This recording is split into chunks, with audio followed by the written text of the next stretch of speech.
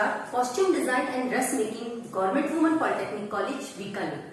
आज हम पीएमबी की यूनिट नंबर 2 के टॉपिक जॉइंट स्टॉक कंपनी यानी संयुक्त पूंजी कंपनी के बारे में चर्चा करेंगे।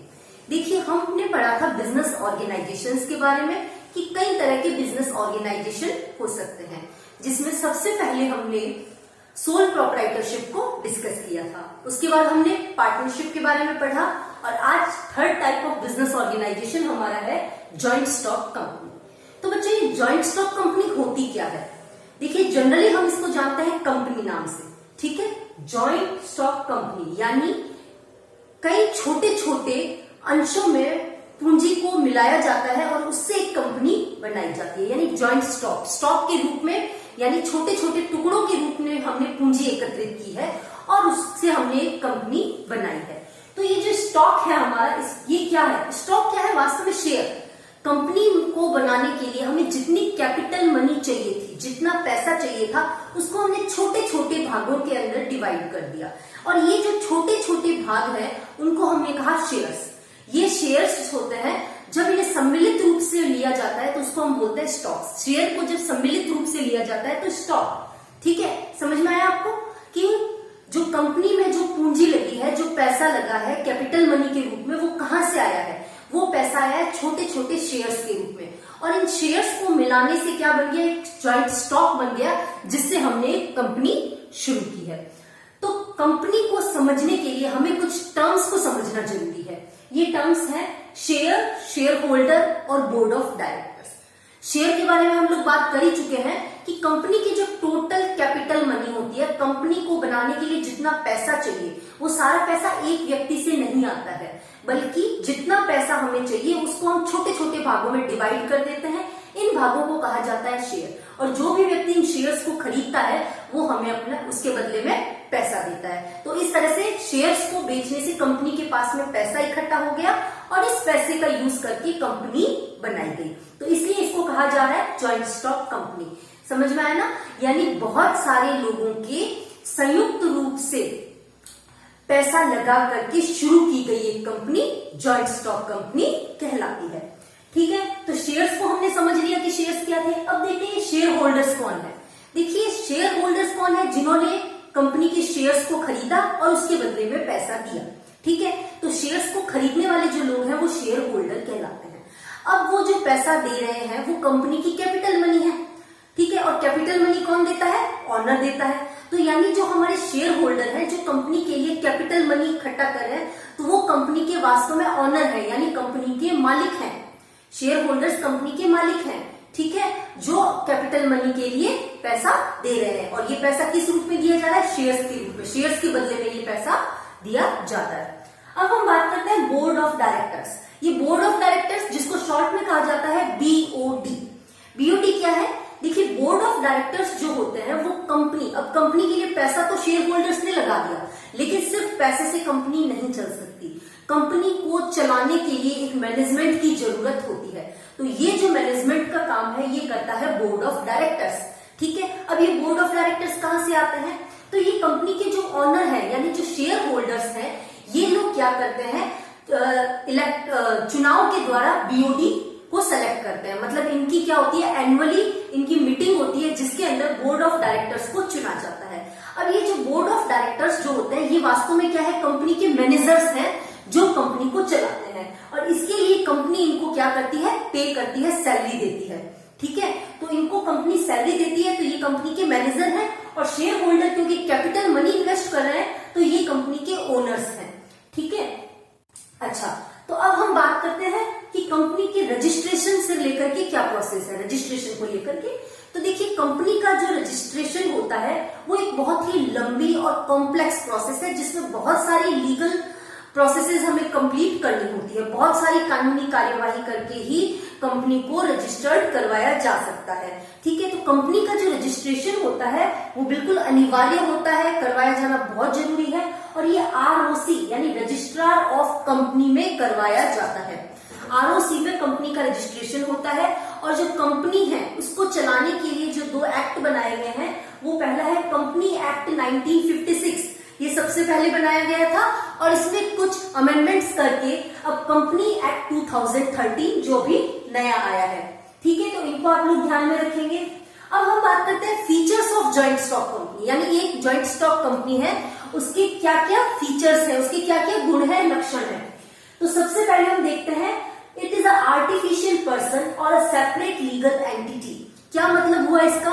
देखिए बच्चों, हमने जो पहले वाले बिजनेस ऑर्गेनाइजेशंस पढ़े थे, जो क्या थे, सोल प्रोप्राइटरशिप और पार्टनरशिप, उसमें हमने क्या देखा कि सारा बिजनेस कौन चलाता है, उसके ऑनर, वो चाहे सोल प्रोप्राइटरशिप हो चाहे वो पार्टनरशिप फर्म हो। ठीक है, लेकिन यहाँ पर जो बिजनेस बनाया जा रहा है, जो कंपनी बनाई जा रही है, तो इसकी ये जो कंपनी है वो एक आर्टिफिशियल पर्सन है, मतलब वास्तव में तो वो कोई इंसान नहीं है, लेकिन क्योंकि उसको एक सेपरेट लीगल एंटिटी माना गया है, यानी वो कानूनी रूप से एक व्यक्ति माना गया है, कंपनी को एक व्यक्ति, वो अपने शेयर होल्डर से, वो अपने बोर्ड ऑफ डायरेक्टर से अलग है। ठीक है, कंपनी है वो शेयर होल्डर्स और बोर्ड ऑफ डायरेक्टर से अलग एक एंटिटी है, उसको एक कृत्रिम मनुष्य माना गया है, सेपरेट लीगल एंटिटी है वो। ठीक है, ये कंपनी की सबसे बड़ी विशेषता है। ठीक है, तो इसका फायदा क्या होता है? इसका फायदा ये होता है कि जो हमारे पहले वाले बिजनेस थे, जो सोल प्रोप्राइटरशिप और पार्टनरशिप, उसमें हमें क्या होता है, कोई भी बिजनेस का जो भी लीगल वर्क होता था या किसी भी तरह के कॉन्ट्रैक्ट होते थे, वो सारे कौन करता था, ओनर्स या पार्टनर्स करते थे। लेकिन यहाँ पर कंपनी की सारे जो भी लीगल वर्क है, जो कानूनी कार्य है, जो कॉन्ट्रैक्ट बनते हैं या जो भी कार्य है, वो कंपनी खुद अपने नाम से करती है, ना तो बोर्ड ऑफ डायरेक्टर्स के नाम से, ना शेयर होल्डर्स के नाम से। तो कंपनी अपने आप में खुद एक क्या है, कृत्रिम मनुष्य है, आर्टिफिशियल पर्सन है, जिसकी सेपरेट लीगल एंटिटी है, कानूनी रूप से उसकी अलग से पहचान है।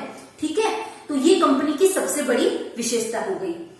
दूसरी जो बात है इसका फॉर्मेशन। फॉर्मेशन मैंने आपको बताया, कंपनी का रजिस्ट्रेशन करवाना अनिवार्य है। ठीक है, ये एक लंबी कानूनी प्रक्रिया है, लेकिन इस प्रक्रिया से गुजर के ही कंपनी बनाई जा सकती है। ठीक है, रजिस्ट्रेशन जो है वो रजिस्ट्रार ऑफ कंपनी के ऑफिस में होता है। ठीक है, next is the perpetual succession. Perpetual succession का मतलब क्या हुआ कि क्योंकि कंपनी की अपनी एक लीगल एंटिटी है, तो शेयर होल्डर्स के या फिर बीओडी यानी बोर्ड ऑफ डायरेक्टर्स में से किसी की मृत्यु हो जाने पर या किसी के चले जाने पर कंपनी का अस्तित्व खत्म नहीं होता है। ठीक है, कंपनी चलती रहती है, उसमें मेंबर्स आते रहते हैं, जाते रहते हैं, उसके बोर्ड ऑफ डायरेक्टर्स आते रहते हैं, जाते रहते हैं, शेयर होल्डर्स चेंज होते रहते हैं, बट कंपनी वही रहती है, कंपनी का अस्तित्व खत्म नहीं होता। इस चीज को कहा जाता है परपेचुअल सक्सेशन या शाश्वतता।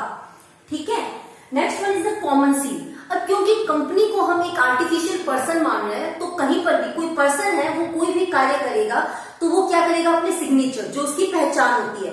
बट क्योंकि कंपनी अपने साइन तो खुद कर नहीं सकती है, इसलिए कंपनी की एक कॉमन सील होती है। ठीक है, तो कंपनी से रिलेटेड जितने भी डॉक्यूमेंट्स होते हैं उन पर कंपनी की सील लगाई जाती है। ठीक है, next one is the limited liabilities. ठीक है, हमने क्या है, देखो सोल प्रोप्राइटरशिप और पार्टनरशिप में ये देखा कि जो उसके ऑनर्स होते थे उनकी अनलिमिटेड लायबिलिटीज रहती थी, यानी अगर उनकी फर्म जो है नुकसान में जा रही है तो उन्हें अपनी प्राइवेट प्रॉपर्टीज को बेच करके भी पैसा पे करना पड़ सकता था। लेकिन यहाँ ऐसा नहीं है, यहाँ पर जितनी भी लीगल इनकी जितनी भी लायबिलिटीज रहती है वो सारी कंपनी की खुद की रहती है, क्योंकि कंपनी अपने आप में एक पर्सन है, तो सारी लायबिलिटीज उसकी हो गई। तो जो भी इसके मेंबर्स या शेयर होल्डर्स हैं, उनकी जो लायबिलिटीज होती है वो क्या होती है, लिमिटेड होती है। ठीक है, यानी जितना पैसा उन्होंने एज अ शेयर इन्वेस्ट किया है उतना ही पैसे की उनकी लायबिलिटीज है। उनकी लायबिलिटीज अनलिमिटेड नहीं है, उन्हें कंपनी की पेमेंट्स करने के लिए खुद की प्राइवेट फंड्स को सोल्ड आउट करने की जरूरत नहीं पड़ती है। And the last one is the transferable shares. Company के जो शेयर्स अगर किसी पर्सन ने खरीदे हैं तो ऐसा नहीं है कि वो शेयर हमेशा उसको अपने पास ही रखने पड़ेंगे, वो अपने शेयर्स को आगे बेच सकता है या किसी कंपनी के शेयर्स किसी और से भी खरीद सकता है। तो शेयर्स क्या होते हैं, वो ट्रांसफरेबल होते हैं। तो बच्चों ये तो थे features of the joint stock company. अब हम देखते हैं एक जॉइंट स्टॉक कंपनी के एडवांटेजेस और डिसएडवांटेजेस यानी फायदे और नुकसान क्या क्या है। तो सबसे पहले हम देखते हैं एडवांटेजेस क्या है। First one is the limited liabilities.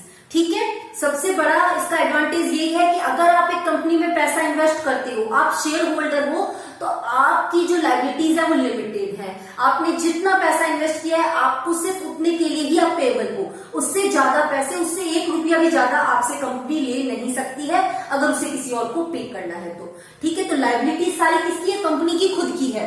जो इसके शेयर होल्डर्स हैं, जो पैसा इन्वेस्ट कर रहे हैं, उनकी क्या लायबिलिटीज रहती है? लिमिटेड लायबिलिटीज रहती है। Next one is the transferable shares, यानी जब चाहे हम कंपनी में हिस्सा खरीद सकते हैं और जब चाहे उससे बाहर निकल सकते हैं। ये जरूरी नहीं है कि एक बार हमने कंपनी के शेयर्स खरीद लिए तो हमेशा उसके साथ बने रहे। नहीं, हम चाहे तो अपने शेयर्स को बेच भी सकते हैं और किसी दूसरी कंपनी के शेयर्स खरीद भी सकते हैं। Number 3 is the perpetual succession, यानी कंपनी का अस्तित्व किसी व्यक्ति के साथ समाप्त नहीं होता।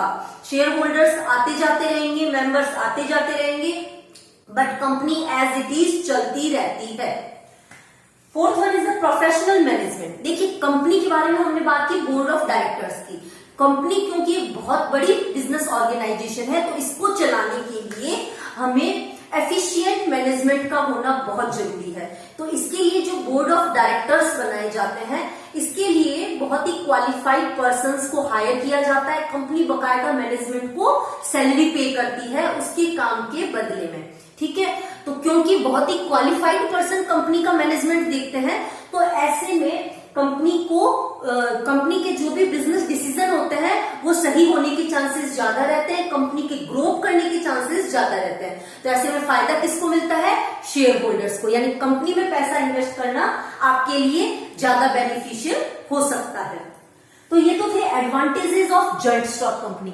अब हम बात करते हैं disadvantages of joint stock company, यानी नुकसान क्या हो सकते हैं हमको। तो डिसएडवांटेजेस में सबसे पहले कंपनी का फॉर्मेशन। मैंने आपको बताया ये बड़ी ही लंबी और लीगल प्रोसेस है, जिसके हर स्टेप को आरओसी से आपको कंप्लीट करना पड़ता है। ठीक है, इसको ये काफी एक्सपेंसिव भी होता है फॉर्मेशन ऑफ कंपनी, पैसा भी लगता है इसके अंदर, तो इसलिए कंपनी बनाना हर किसी के बुद्धि की बात नहीं है। Next is the lack of secrecy. देखिए, कंपनी के जो एक्ट है इसके अकॉर्डिंगली क्या होता है कि कंपनी को अपनी जितना भी फाइनेंशियल स्टेटस है, जो भी लॉस प्रॉफिट जो कुछ भी है, वो सारा अपने मेंबर्स को पब्लिकली शो करना पड़ता है। रजिस्ट्रार के पास भी ये शो करते हैं और पब्लिकली अपने शेयर होल्डर्स को भी शो करते हैं। यानी कंपनी के जो स्टेटस है या जो भी इसकी सीक्रेसी है उसको मेंटेन रखना पॉसिबल नहीं हो पाता है। Number 3 is the numerous regulation. क्योंकि कंपनी जो है उसको गवर्नमेंट ने एक लीगल एंटिटी बनाया है, तो इसको लेकर के कई तरह के रूल और रेगुलेशंस भी बनाए गए। यानी एक कंपनी को आप एक दुकान की तरह खोल करके सीधा नहीं चला सकते हो। आपको एक कंपनी चलाने के लिए कई तरह के रूल्स और रेगुलेशंस को फॉलो करना पड़ेगा। उन कानूनों को फॉलो करके ही आप एक कंपनी को चला सकते हो। And fourth one is the delay in decision making. जब हम सोल प्रोप्राइटरशिप या पार्टनरशिप की बात करते हैं, तो क्योंकि बिजनेस से जुड़े हुए डिसीजंस जो होते हैं वो किसी एक पर्सन को या 4-5 पर्सन को मिलकर लेने होते हैं, तो ऐसे में क्या होता है, डिसीजन क्विकली लिए जा सकते हैं। लेकिन कंपनी को चलाने के लिए डिसीजन कौन लेता है? Board of directors. तो ऐसे में जो डिसीजन है वो सबकी सहमति से लिए जाते हैं, प्लस उनको लेने में टाइम भी लगता है। तो कंपनी से रिलेटेड डिसीजन को क्विकली नहीं लिया जा सकता है। तो ये हो गए इसके डिसएडवांटेजेस। अब एक बहुत ही इंपॉर्टेंट टॉपिक है types of joint stock company. यानी ये जो जॉइंट स्टॉक कंपनी हम पढ़ रहे हैं ये कितने टाइप की हो सकती है। ठीक है, तो इसके बारे में पहले मैं आपको बताऊंगी कि कंपनीज एक्ट 1956 के अकॉर्डिंग 2 ही तरह की जॉइंट स्टॉक कंपनी होती थी। ठीक है, कौन कौन सी? पब्लिक लिमिटेड और प्राइवेट लिमिटेड। ठीक है, बट क्योंकि अब कंपनीज एक्ट 2013 आ चुका है, तो इस एक्ट के अकॉर्डिंग 3 तरह की जॉइंट स्टॉक कंपनी हो सकती है। ठीक है, इसमें जो फर्स्ट नंबर है that is the 1 person company. इसको शॉर्ट में कहा जाता है ओपीसी। अब ये 1 पर्सन कंपनी जो होती है उसको एक ही बंदा पैसे लगा करके शुरू करता है। मतलब उसके पास इतना पैसा है लगाने के लिए कि वो एक कंपनी शुरू कर सके, उसको शेयर्स के थ्रू पैसा कलेक्ट करने की जरूरत नहीं है। ऐसे में वो एक ही पर्सन सारा पैसा लगा करके कंपनी शुरू करता है, और कंपनी जो है वो एक सेपरेट लीगल एंटिटी है, और वो जो उसमें पैसा लगा रहा है वो एक अलग पर्सन है जिसकी लायबिलिटीज क्या है? लिमिटेड है, लेकिन कंपनी की अनलिमिटेड लायबिलिटीज रहती है। तो इस तरह की जो कंपनी है इसको हम बोलते हैं 1 पर्सन कंपनी। अब जो मेन 2 टाइप्स और है that is the private limited company और पब्लिक लिमिटेड। टोटल 3 हो गए, 1 person company, second number private company and third is the public company. ठीक है, तो 1% कंपनी के बारे में हम बात कर चुके हैं। अब हम बात करते हैं प्राइवेट लिमिटेड कंपनी और पब्लिक लिमिटेड कंपनी। ठीक है, अब ये जो प्राइवेट कंपनी है पहले इसके बारे में बात कर लेते हैं। अब ये जो प्राइवेट कंपनी होती है इसमें क्या होता है कि मिनिमम 2 मेंबर से लेकर के मैक्सिमम 200 तक ही मेंबर हो सकते हैं। यानी मैक्सिमम नंबर ऑफ जो मेंबर्स हैं वो इसके अंदर क्या कर दिए गए हैं, लिमिटेड कर दिए कि मैक्सिमम आप 200 से ज्यादा इसके मेंबर नहीं हो सकते। प्लस इस तरह की जो कंपनी होती है उनके नाम के साथ में प्राइवेट वर्ड को यूज करना जरूरी है। ठीक है, प्राइवेट वर्ड यूज करना होता है आपको। इसके जो शेयर्स होते हैं वो आप पब्लिकली आप इश्यू नहीं कर सकते, मतलब पब्लिक में आप प्राइवेट लिमिटेड कंपनी के शेयर्स इश्यू नहीं कर सकते। आपके शेयर कौन खरीदेंगे, ये जो 200 पीपल्स है ये कौन है, ये आपके फैमिली मेंबर्स हो सकते हैं, आपके फ्रेंड्स हो सकते हैं, आपके रिलेटिव्स हो सकते हैं। आप उन्हीं के बीच में अपने शेयर्स डिस्ट्रीब्यूट कर सकते हो। तो ये क्या हो गई, ये प्राइवेट लिमिटेड कंपनी, यानी प्राइवेट लोगों ने आपस में मिलकर के एक कंपनी बना ली है। ठीक है, अच्छा एक ये होता है कि इसकी जो रिपोर्टिंग मैंने आपको बताया कि रजिस्ट्रार के सामने आपको एनुअली रिपोर्ट देनी होती है। तो रजिस्ट्रार के सामने इसकी रिपोर्टिंग करना जरूरी नहीं होता है। किसकी, प्राइवेट लिमिटेड कंपनी की रिपोर्टिंग रजिस्ट्रार के समक्ष करना जरूरी नहीं है। मेंबर्स के सामने तो आप करोगे, जो आपके 200 मेंबर्स हैं उनको तो आप एनुअली रिपोर्ट करोगे, बट रजिस्ट्रार को करना जरूरी नहीं है। बाकी सेम प्रोसीजर रहती है। बोर्ड ऑफ डायरेक्टर्स होते हैं जो कंपनी को चलाते हैं। शेयर होल्डर कौन है, वही आपके फ्रेंड्स हैं, वो रिलेटिव्स हो सकते हैं या आप ही के नोन पर्सन। ठीक है, क्योंकि इसमें मेंबर्स को लिमिटेड कर दिया कि 200 मेंबर्स, तो अगर 200 से ज्यादा आप अपने शेयर्स को ट्रांसफर नहीं कर सकते। आपकी कंपनी में ऑलरेडी 200 है और आप चाहते हो कि मैं अपने शेयर किसी को दे दूं, तो आप कंपनी के बाहर के किसी आदमी को अपने शेयर नहीं दे सकते। कंपनी के अंदर जो 200 पीपल्स हैं आप उन्हीं में अपने शेयर्स को ट्रांसफर कर सकते हो। तो ये कुछ लिमिटेशंस होती है प्राइवेट लिमिटेड कंपनी के साथ में। ठीक है, अब हम बात करते हैं पब्लिक कंपनी। पब्लिक कंपनी क्या है, नाम से ही पता चल रहा है, पब्लिक मतलब ओपन टू ऑल, सबके लिए खुली है। ठीक है, तो इसके जो मेंबर्स होते हैं वो होते हैं मिनिमम 7 मेंबर होने चाहिए और मैक्सिमम नो लिमिट, मतलब कितने भी मेंबर्स हो सकते हैं एक पब्लिक कंपनी के अंदर। ठीक है, पब्लिक कंपनी जो होती है वो अपने शेयर्स किसमें, पब्लिक के अंदर इश्यू करती है, क्योंकि पब्लिकली इनके शेयर इश्यू किए जाते हैं तो कोई भी व्यक्ति इनके शेयर खरीद करके शेयर होल्डर बन सकता है। यानी इस कंपनी का एक कंपनी के जो पब्लिक कंपनी जो होती है इसके शेयर ट्रांसफरेबल है, क्योंकि आप किसी को भी, इसमें क्या है मेंबर्स की जो संख्या है वो लिमिटेड नहीं है, कितने भी मेंबर हो सकते हैं, तो आप इजीली अपने शेयर किसी को भी दे सकते हो। बाउंडेशन नहीं है कि आप किसी को दो या उसी को, किसी को भी आप अपने शेयर सोल्ड आउट कर सकते हो। ठीक है, तो ये कुछ बातें थी जो प्राइवेट कंपनी और पब्लिक कंपनी के बारे में मैंने आपको बताई। तो थोड़ा सा हम रिवाइज कर लेते हैं कि जॉइंट स्टॉक कंपनी क्या थी, जिसमें छोटे छोटे शेयर्स के रूप में पैसा इकट्ठा किया जाता है और एक कंपनी शुरू की जाती है जिसको हम बोलते हैं संयुक्त पूंजी कंपनी। रजिस्ट्रेशन मैंने आपको बताया आरओसी यानी रजिस्ट्रार ऑफ कंपनी में होता है और इसके लिए 2 एक्ट बनाए गए हैं, कंपनी एक्ट 1956 और इसका नया जो एक्ट आया है वो है companies act 2013। Board of director, share और शेयर होल्डर्स के बारे में हमने बात की और देखे कि इसके फीचर क्या है, कंपनी के क्या क्या लक्षण होते हैं।